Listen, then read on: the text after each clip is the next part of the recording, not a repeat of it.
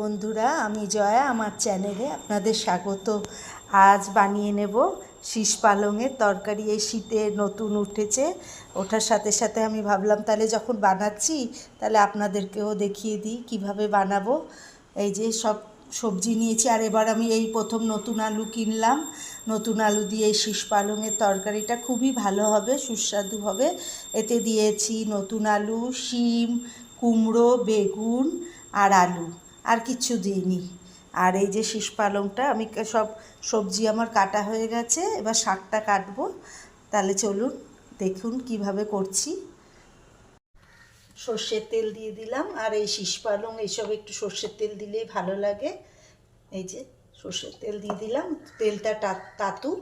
তেলটা তেতে গেছে, এবার আমি এই শীষ পালংয়ে একটু বড়ি দিয়ে করবো।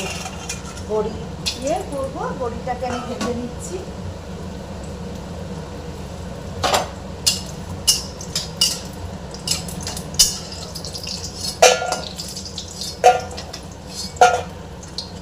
এই শীতকালে শীষ পালং খেতে খুব ভালো লাগে। তারপরে এই সব পালং শাক, এই তরকারিগুলো এবার দিয়ে দেবো সব সব যা যা নিয়েছি। আর এখন পাতাটা দেবো না, আমি পরে দেবো। তার গোড়াটা দিয়ে দিয়েছি, ডাটা গোড়া যেগুলো সব দিয়ে দিয়েছি। সব এক এক করে সব সবজি এবার দিয়ে রেখেছিলাম, সব সবজি আমি দিয়ে দিলাম। দিয়ে সামান্য একটু হলুদ দেবো এর মধ্যে। নুনটা আমি পরে দেবো, একটু জল ছেড়ে যাবে তো, নুনটা পরে দেবো। শুধু হলুদটা দিয়ে এখন মিডিয়াম আঁচ করে ঢেকে রাখবো, আর নুন আমি পরে দেবো।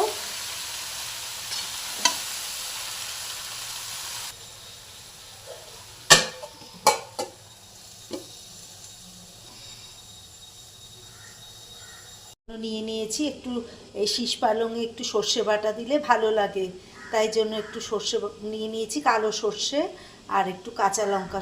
আগে সর্ষেটা আমি আগে একটু গুঁড়ো করে নেব, তাহলে ভালো হবে পেস্টটা। তারপরে আমি কাঁচা লঙ্কাটা দিয়ে আবার পেস্ট করব। এটা আমি লাস্টে নামানোর ওই 10 মিনিট আগে দেবো। রোজ তো আমার ছোটো কড়াই দেখেন, আজ আমার বড় কড়াই। আজকে অনেকটা তরকারি করছি তো, ওই জন্য আজকে বড় কড়াই নিয়ে নিয়েছি। আর এইসব তরকারি হলে খুবই ভালো খায় আমার ঘরে সবাই, খুবই ভালো লাগে। এই যে আমি শুকনো একটু গুঁড়িয়ে নিয়েছি, এরপরে আমি এর মধ্যে একটু কাঁচা লঙ্কা দিয়ে আর একটু জল দিয়ে এবার বেটে নেব। শুকনো অবস্থায় গুঁড়িয়ে নিলে কী হবে, জিনিসটা ভালো হতো। আর জল দিয়ে দিলে না একটু, আর কম সর্ষে তো, ওই জন্য